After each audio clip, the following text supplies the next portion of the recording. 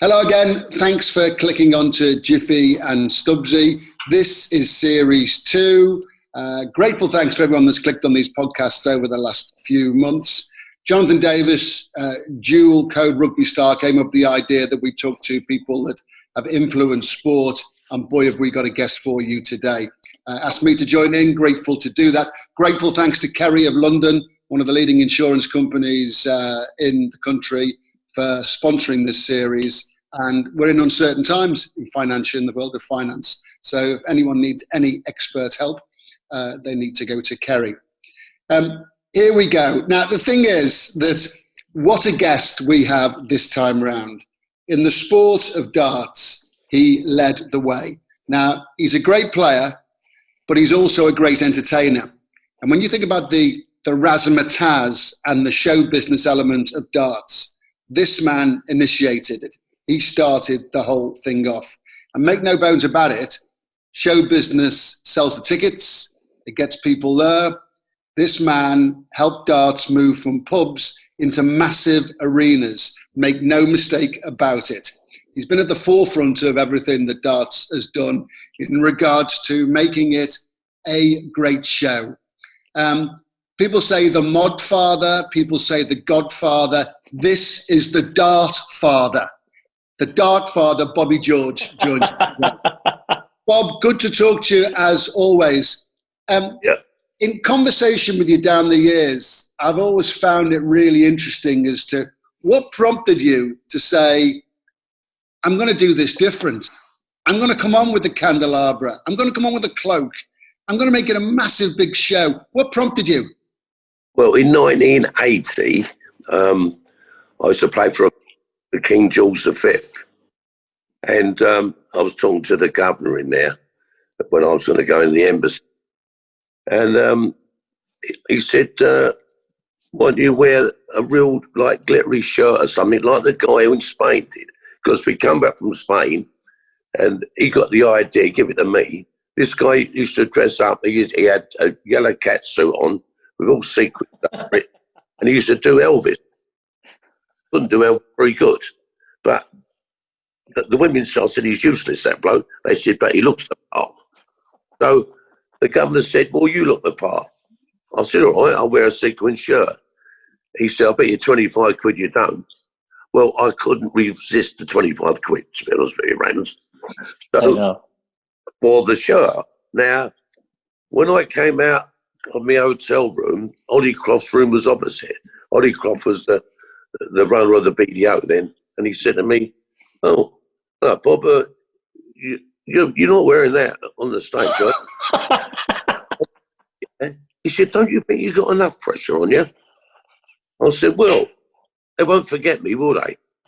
Because if I play bad, they say, do you see that idiot all in sequence? They would never forget me. Now, I had the bottle to do that. And when I was going to go, they called me the Liberace in the darts.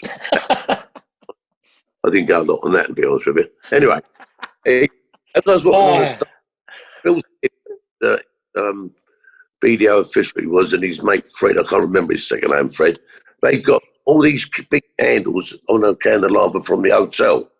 And as I went to walk on the stage, they gave it to me. And I picked it out above me and walked on the stage, and everyone got lighters out because they could them days. Because you can't have candles in now, you have to have Mickey Mouse stuff, battery ones. And they had the candles on. So, because I started that, I couldn't get away from it. Sometimes now I feel embarrassed, but if you wear something flashy shirts, I didn't have the same shirt all the time. I had ones with butterflies on it, you know. Oh dear, when I think about it. People said, oh, you got your candles with you? I said, hey? Oh, you got to have your candles, he said. So anyway, I went on for a few years, and I was, we used to play at, the first one was in Stoke-on-Trent. So then we went to Fenwick Green, and I was working with Raymond then as well. And it was, I'd done a few years, and I had a 6-year break from major darts. I'd done exhibitions for breweries and that. I went where the money was then. And when I went back, I thought, well, I'll have to do something different. So I think I'll wear a cloak. See? For what? I don't know what you're laughing at. I do that. I just brilliant. I think it's brilliant, Bob. I just find it. They must have thought you right. If he's wearing that, he's got to be a good player. That's the other way of looking at it, Bob, isn't it? Well, I thought it made me practice. It made me. I got like a clown, and if you're going to do that, you've got to be good because you make yourself embarrassed. You get embarrassed easy. Anyway, so I go to the embassy at Lakeside, and there was a cameraman. How the music came about, a cameraman called Bob Wilson. He's very young. He's not with us. Great cameraman. He took some really good shots. You know, like he took one for me in front of the television screen, and when you look, there was 1,000 of me. It was, you know, the way he done it. He was really clever. He was. And I said, it's a bit boring. Something. He said, well, how about you doing some music? I went, yeah, that would work. I said, but I don't think they like it. So I said, the Beat probably won't like it. So he asked the Beat. They said, yeah, we'll do that. So I asked Ollie Croft. He said, yeah, if you want to do it, do it. So I've done it. Now, my first actual walk-on with the music was a great song for everyone to get going. It was "Wanna Be in My Game" by Gary Glitter, right? Oh dear, Had to change that one. You know, that was my luck. It was a great record because everyone got involved straight away. Wanna be in my, you know, it was a, but obviously I can't play it now. So what I thought, well, I'll still do music, but I'll do something else. So I listened to a lot of records, and I'll come up with the Queen, because the Queen, we are the champions. It says we are. It doesn't say I am. It says we. And if you, and I get, you know, the face, red run, but I'll come up. You know, it's all about play dance, really, if you listen to the music and verbal. So I used that, and I've got a cloak, and I was going to get a crowd, believe it or not. I thought, oh, I'm glad I didn't. Overdone it. But I'm a Queen, like the Queen, proper crown, I couldn't get one. So I wore a cloak, and I went on. People loved it. They just, as soon as I put the music on, they're all singing, they're all happy. It's a party. It made it theatrical, I suppose, but it's more of a party. It was more of it was enjoyment to do it. And so when you do something like that and you see the crowd, all their arms up singing with you, it's a fantastic feeling. You can't buy that feeling. Doesn't matter what money you got in the world. If you've never done anything like that, you'll never experience. You know, I still love it. And then obviously, few players didn't like it. You know, they said it was bad for the game and candles and sequins and all this. It's, you know, this is a serious game, but it's serious again when you play.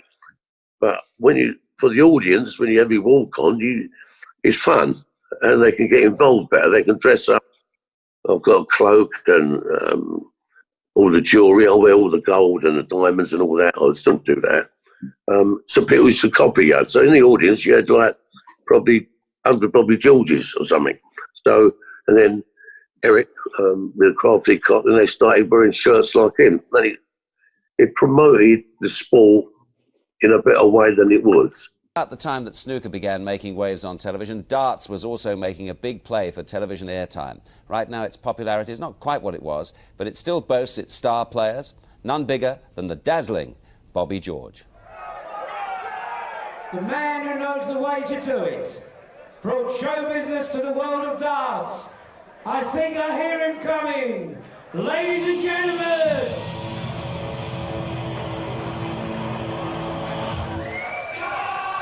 Bobby George!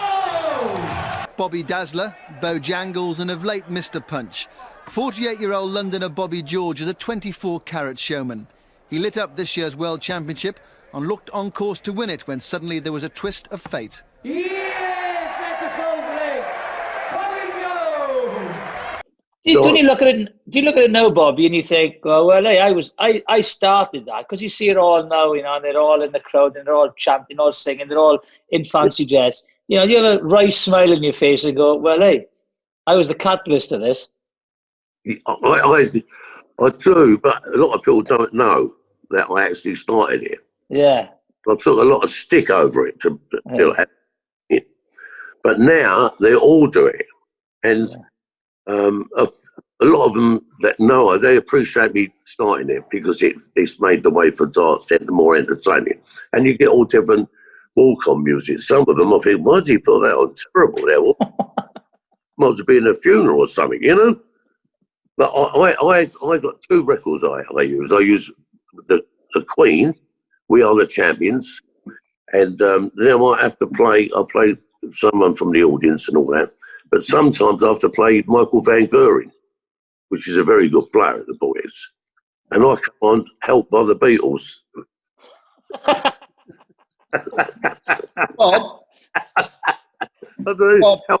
Bob, something I've wanted to ask you for ages. 3 players who really changed the face of darts. Eric, the great Eric Bristow, Phil Taylor, and you mentioned there, latterly, Michael Van Gerwen. Yeah. For whatever reason, put those 3 in order, please, in contribution to darts. Bristow, Taylor, Van Gerwen.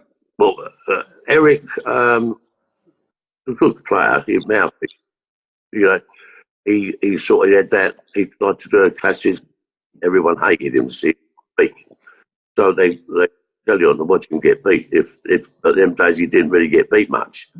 But he was all right. He was a good guy to work with. I worked with him for a lot of years. He was like Dr. Jekyll and Mr. Hyde. He was really nice when you get to the venue and have a few beers. But 11 o'clock, he hated you. He had the booze, he couldn't handle it. He got nasty. But he wasn't tight when he was no, he'd drink maybe a cup of tea, all right, Bo, and all that. Or you have a meal, I've got that, don't worry about it. He wasn't tight, but he was just rude when he had a drink. He was a great player. People wanted to watch him because it gave it all trap. He gave it all the mouth, didn't he? Traps it off a lot. And then you get Phil Taylor. He just dedicated dart player. Phil was he won a lot of tournaments quick, really.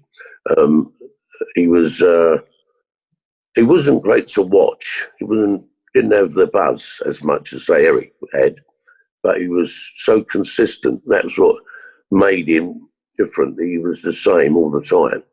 Very rare he had a bad game. But I'll get on all right with Phil. I mean, I talk to him on the phone. He phones me up every week. Doesn't get on the dartboard as much as he did, but he used to play 5 or 6 hours every day. That is boring. On your own. Get his slippers on and walk up and down, up and down. I know practice makes perfect, but I couldn't do that. I wasn't built that way. But he said, if you don't practice, you can't hit the target. So he practiced. And then he had enough now. He still does exhibitions, still a great player. The difference with him, he won at Champions 16 times. Don't get me wrong, I'm not knocking him, but it's easier. The first 2 he won on the BDO, which he had to qualify and everything. The next, they more or less invited. And he played the same players all the time. There wasn't a mixture like it is today. So if you beat a team, a rugby player beats this team, and you beat him again and again, in the end you know you're going to beat him. You've got no fear factor. They just beat him up. Well, that's what Taylor done. He beat him up. And I used to call the PDC Phil's Dart Club because he won all the money.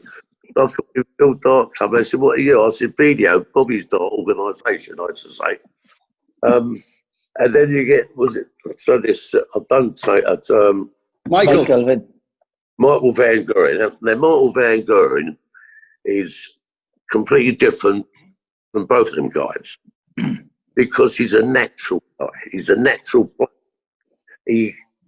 I known him since he was 13 years old, and he was a tremendous player when he was 13 years old.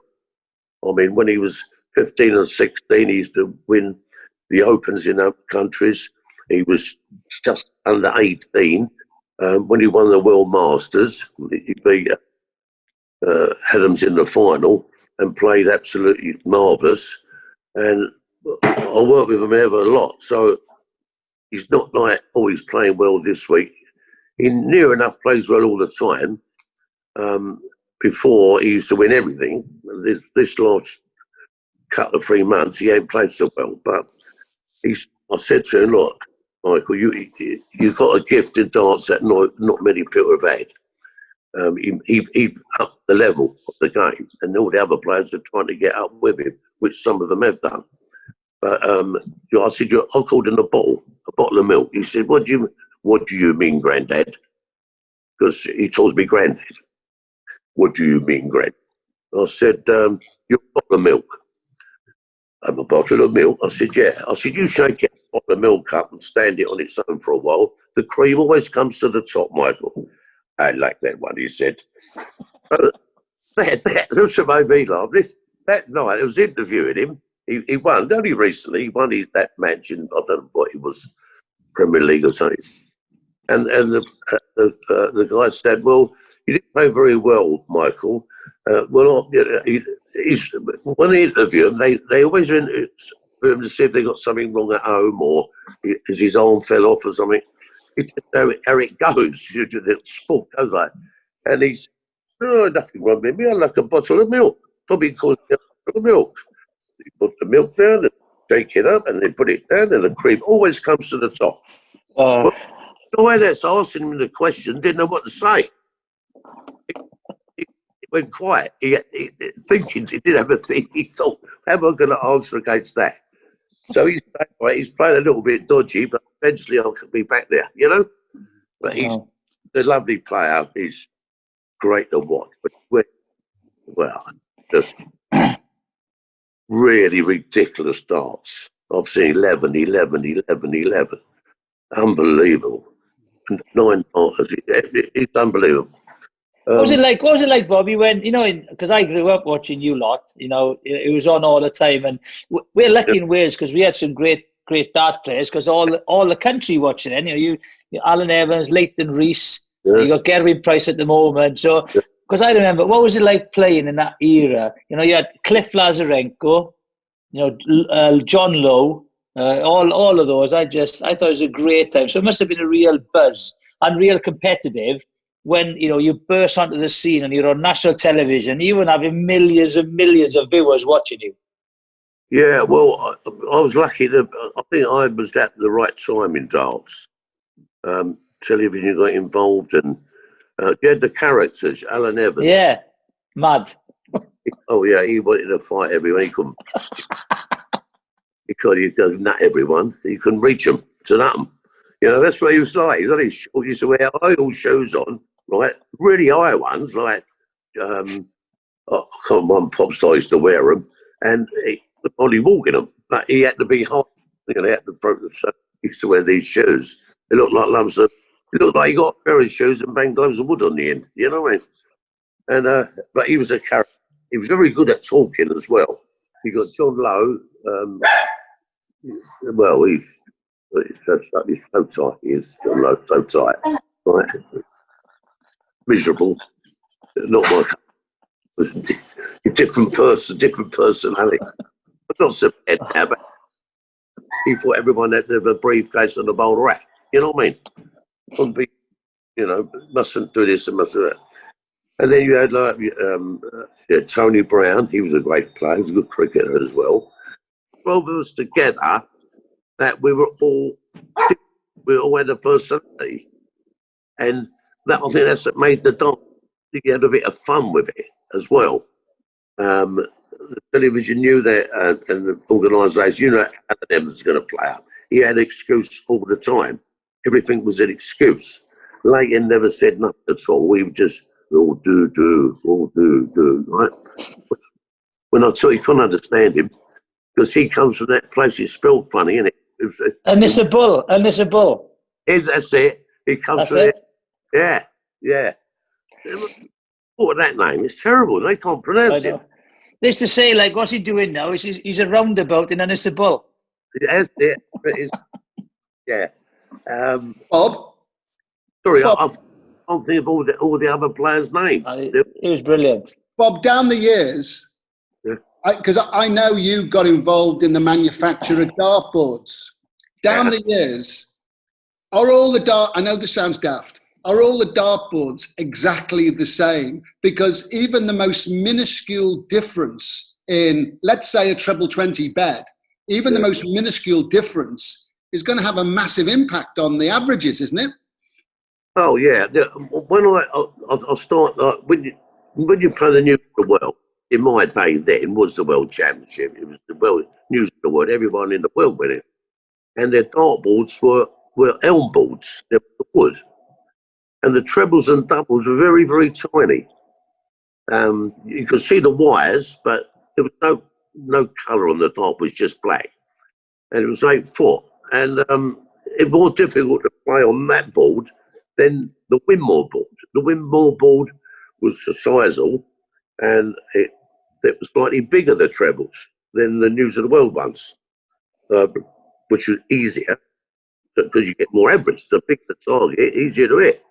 And then the PDC brought out another board that was really big as well. I mean, I look at it sometimes, I think, if they carry on making them bigger, they might as well not have, just do it red, just put the 20 red, make it all red, the whole 20 or 60. They get bigger and bigger. And obviously the averages, the bigger the target, the more average you get. And I know you've got it. I look at it sometimes, and I've played on the board, and I looked at it, I thought, I've got a big score here, but not every time, obviously. But I can get a dart on top of a dart in that board. So if I throw a treble 20, I can get a dart over the top of that. In my day, you could never do that. You could a dart over the top of a dart. They're bigger trebles and doubles. And people, oh, no. I said, I make dartboards. I manufacture them. I know exactly. But it's a good sales technique because people will buy a board that they score more on than a board they don't because they're good, if you know what I mean. You know, it's like double the size, you get loads of goals, wouldn't you? Yeah. It's a great sport, though. You know, everyone can play it. Like I had a dartboard purely because of you lads in my bedroom for years and years, and I played in the rugby club on a Sunday night. We had a darts competition. We even have a darts competition every Christmas time where I'm living now. When there's about 24 of us turn up, get smashed. Right, you can't even see the board by the end of the tournament. But you know, it's such a brilliant social game. And I said a couple of 180s when I was a kid. I can't do it now. I remember we played in the competition last year. One of the boys is a rarity, right? Because some of them can't hit the board, let alone trebles. But one of the boys hit 180, right? And then all the pub went up, and then the scoremaster said, "You're bust." He got no score. Hey, I've seen that happen before. I've seen that happen. I've seen that. You get so involved in what you're doing, you forget what you're going for. And he's not looking at the scores. He just thinks that if I'll score as much as I can, here's a 1-8. God, you feel a right idiot and all when that happens. Then he said something then, but you do feel one when it happens. Bob, it seems that the sport is going from strength to strength. I read about the boys all being on tour on a big circuit in Germany last week. But is it still moving? Is it moving around the world at a high pace now? Is it growing and growing? Yeah, the darts is massive in the world now. I mean, we used to the British Isles was the king of the darts, and when I started, it was all the British, or for overseas wouldn't win and tournament and blah blah. But they got so big in different countries for watching it on the BBC and Sky and the other channels that people started. And Germany, I never thought Germany would be so big in darts now, which it is. You know, they love their darts in Germany. Holland, obviously, always, or 1980, just before that, because I went to Holland to promote the game in 81, and they had 40. That's all they had. That's the Dutch, and now they've got 5,000 members for the youth. That's how big it is over there. That's why they produce good dart players. And the Germans are getting good at it. So if China started, the Japanese players, China, if they put themselves out, would be in trouble because there's too many of them. Out of all that many people, they must get a few filtrators and that, you know. Yeah. You know, bigger the people, country, the harder it is to get to the top in that. The smaller the people, some people get invited in the World Championship and they've got more people in Ilford, live in Ilford than they do in their country. And they put them in to represent their country, but they've got no chance at all because they haven't had the pressure to get there. That's the pressure to get to the top game. When you're there, it's up to you yourself what you do, but to get there's the hard thing to do. But overall, the world has got bigger. Yeah, I go abroad, and I went to America, and I thought, but didn't realise even America watched all the darts. And they said, oh, "Hey, this one said, hi, Bobby." I said, oh, "Hello." At the airport I was, and she said, I don't know what you call your game, but it's really good. Well, what she told us, little arrows at the ball at something, she said. Little something. Was a red. So even America, they know you in America. I've been walking down the road in America. Hello, Bobby. It's unbelievable, isn't it? That they can recognise the country you go because of the television and the dart players. Not only that, when you're playing darts, your face is on that television. It's not like footballers. They're running about. You don't see their faces all the time. You know their names, but you wouldn't recognise some of them if you see them in the street. But the dart players, you recognise them because they're full face on the television. So, got big television promoted it, and Barry Earn done really well to push it forward. Yeah. So, he's helped the game a lot, and he's helped the players a lot because they're earning a few quid out of it. And you earn money in exhibitions, working for the breweries and doing shows. Now you earn money in tournaments. That's the difference. And you can. We used to have, like, you know, all the kind of the Leighton Reeses and the Alan Evans coming round the rugby clubs, and everyone, you know, in that village who thought they were good would have a crack at, you know, all those boys.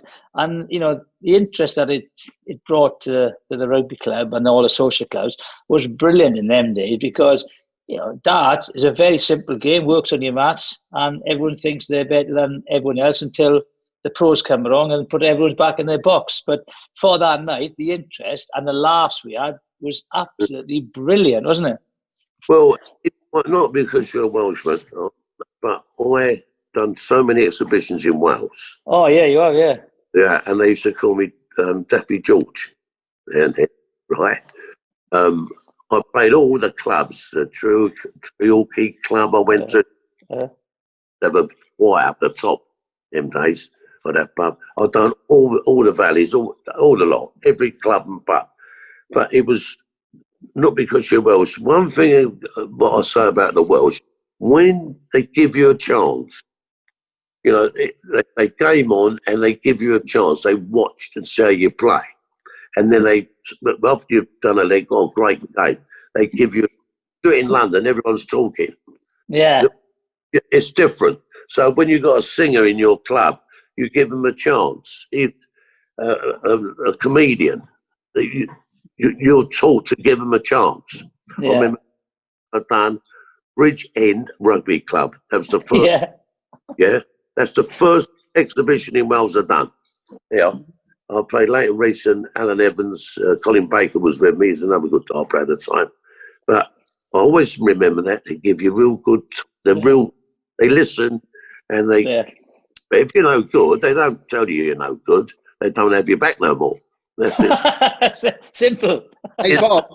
But there's a lot of good in Wales that even now, because people they haven't got the money to travel, but it's good dog.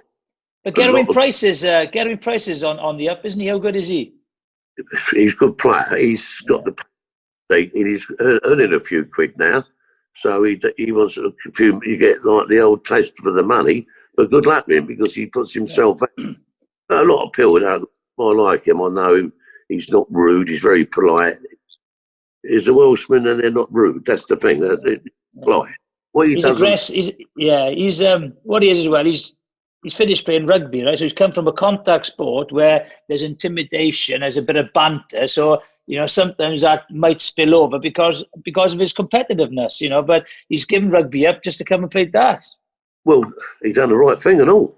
He has. No, he's not an aggressive person. He's very, I always have a giggle with him. Him and his mate always have a laugh. He's always funny. When he's playing, then that's he feels. So it's not meant to be nasty. It's just he's letting energy out of his body. You know, once the 180 gives you get on that. The old veins in his neck going. Yeah, but I like all that. I think it needs something. No one to see a bloke take a dartboard, walk away like sulking or something. You want a bit of aggression, a bit of chin. Make the game more interesting.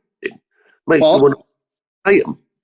Bob, yes, alongside your darts career, I'm just keen for you to remind Jiffy that you have a cinema career, One Man and His Dog. That film you were in was terrific. And then as well, talk about chapters in life. When you were in the Royal Marigold Hotel, that was a great watch on TV. Yeah. And then when you went to the United States to do Going to Pot, I must admit that the thought of having worked alongside you for many years, when I heard you were going to the United States to do a documentary about cannabis, I thought this is a must-watch program. So your career over recent years in terms of the cinema and television has been wonderfully entertaining. Yeah, I've been lucky, really. You got to have a bit of luck, ain't you, Raymond? BBC asked me would I mind doing the Real Marigold Hotel, travel different. We went to India first, India is a marvellous country, lovely people in India. There's thousands of people, just like ants. Oh, it's unbelievable. And they're all doing a job, they're all working. There's no waste in India. They don't waste anything. There's no dustmen. They put all their rubbish on a corner, and then the cows come up. They've got all these cows. They rip the bags out and see anything in it. Then the dogs come up.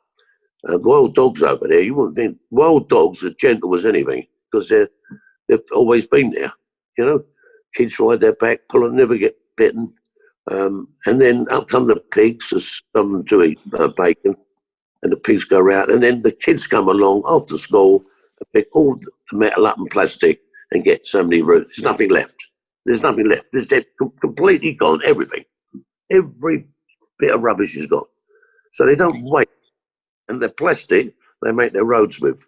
Yeah, they're plastic. They churn it up and they mix it with, obviously, some oil or whatever. And they lay, it looks like tarmac. They lay the roads with their waste plastic. That's what we should do. What a marvellous thing. Don't have to chuck it in the sea then. Put it on the road. Because, you know, nothing eats it on the road. In the sea, they eat plastic bags and clean everything in the sea. So, we think we're not so we're above that country, but we're not. We could learn from people that are not a rich country. Then I went to Japan. That was interesting. Japan, very polite, boundary. I couldn't, you know. I thought I like this. They keep bowing to me. They're very tidy, very clean, spotless. The ready-mix lorries. Oh, you talk about ready-mix lorries. I see one. It was all chrome wheels and everything. And I thought, I've got to have a look at one of them. This must be a show one. And I passed this building site. There's 4 of them all lined up, all chrome wheels, really mixed like spotless. You wouldn't think, unbelievable. Yeah, so you look China, that's all right, China, Russia, interesting, you know.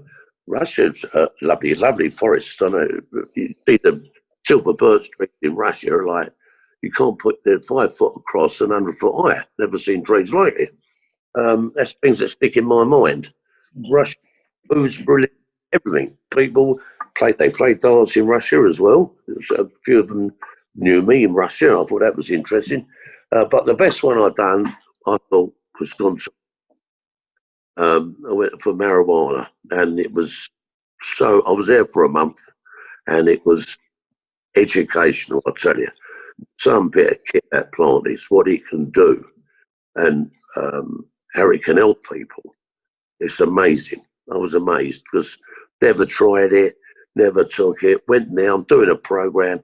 I thought, well, you can't run it down or say it's good or bad if you don't try it. So the first time I ever had it, I went to this, like a nunnery. They was dressed as nuns. It was really good. You think they're nuns? And they're nuns of the valley, or something they call themselves. And they grow marijuana and they sell it. And they help ladies that have lost their husbands and all things like that. But you think they actually are all dressed proper, like a nun. Freya, do you want to pass it around? Is anybody going to try it? I Does don't anybody want to smoke. No, it's not tobacco. No, but I can't inhale. I suffer from asthma, and smoking really affects me in a bad way, so I cough a lot. Linda? No, thanks not. It's too I know early for Biggs me. won't do it. But Pam seems much more open to the idea of trying it. It was weird to see Pat Butcher, that's her name, isn't it? Lee Stenders, smoking a joint. She had a go, she did. I've got to give her a credit there. She had a go at everything she did. That first puff with the nuns, after a few minutes, just get a lovely, relaxed feeling. Don't bogart that joint, my friend. Pass it over to me. Before he came onto this US trip, Bobby had never tried marijuana in any form. 2 or 3 puffs. Makes you feel like you've had about maybe 4.5 pints. That's what I feel like. Oh dear.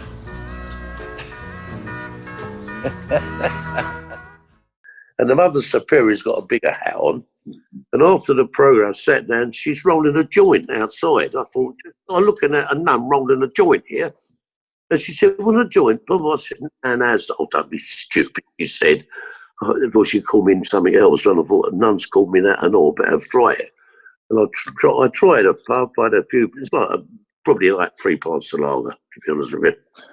It's not sort of, you don't see pretty colours, they got it mixed up with LSD. It's not, I didn't wake up in the morning and say, oh, I've got to have that again. It just, I tried it. They've made one that smells of lemon, because the smell of it, I don't smell. They grow it in buildings that are spotlessly clean, all run by the government. Spotless. They grow it properly, and you can tell the difference with the marijuana that's growing in the gardens outside, and the government ones. Completely different. It's easier to smoke. Doesn't burn your throat. I learned a lot with it, so I won't. It's got bad points, but it's got the good points.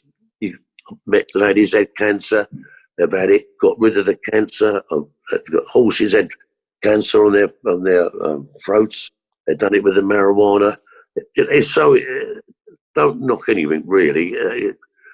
All good stuff comes from different plants. So we've got to look after all our plants, because there's plants out there can help us like marijuana does. Not just getting high, but for medical reasons. Yeah. Bob, time has beaten us. Thank you very much indeed. As always, wonderfully entertaining, Robert. Jonathan, I always call Bob Robert, and he always seems to call me Raymond for whatever reason. But Raymond, because yes.